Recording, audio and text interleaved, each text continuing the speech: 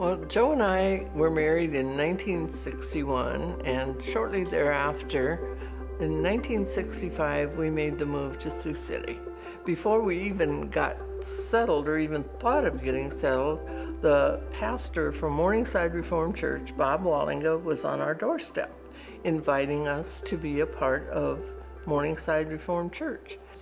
It was here that there was fertile ground to grow in our relationship with Jesus Christ.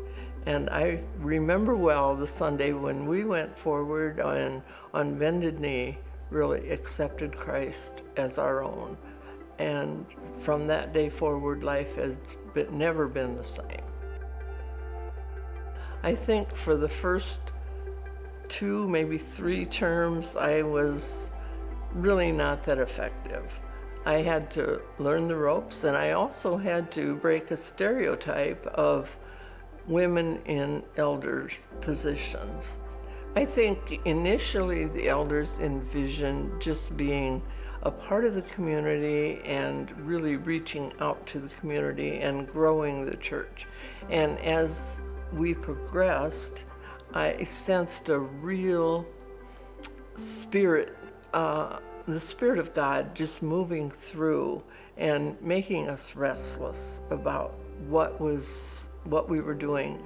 When that restlessness started to grow in the leadership is when a lot of changes were made as far as reaching out and really caring about people who weren't in the pews and really the lost people of the community. Mary's vision is about growing people.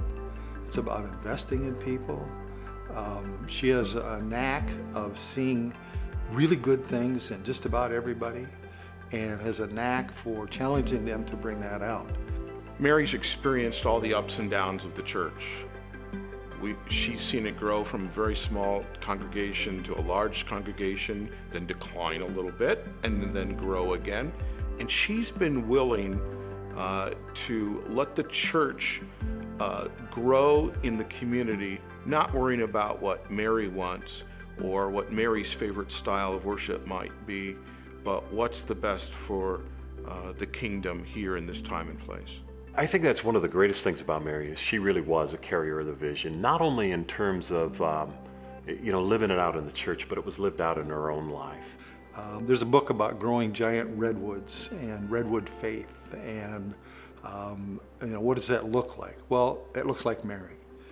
Mary has, for me, been the epitome of a growing and maturing person in her faith all the years that I've known her, and it always gets better.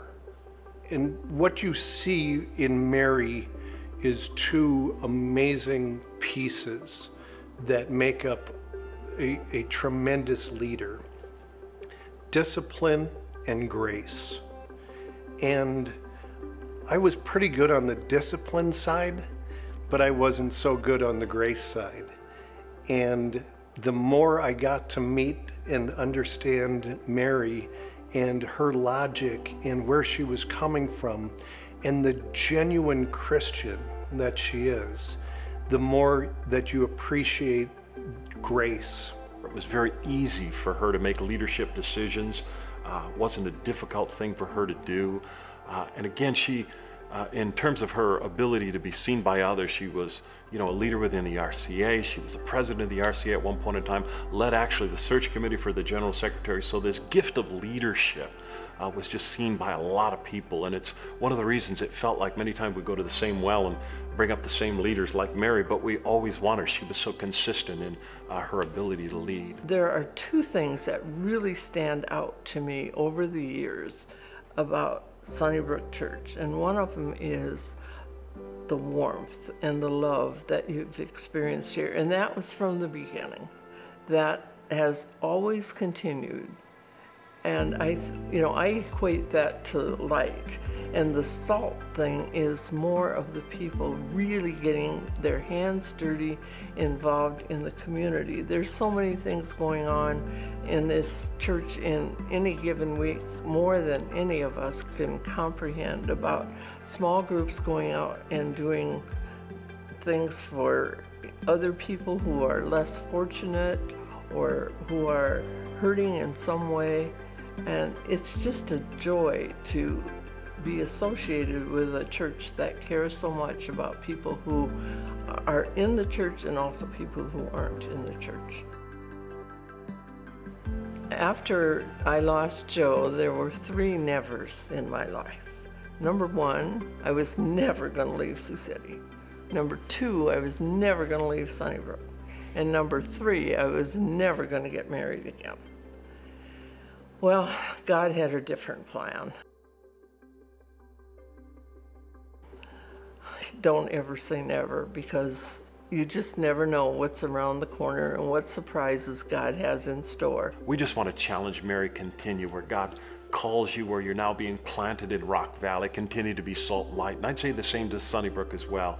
Even in Mary's absence, as she's kind of left this legacy for us, let's continue to be salt and light in this community, and here in Sioux City the best way that we possibly can. I really have no idea why God is pushing me out of the nest here at Sunnybrook, but of one thing I am confident, and that is that He has something in mind for me to do. I know I'm not finished. I know I need to keep working in the kingdom, whatever that looks like, and I'm pretty excited about that.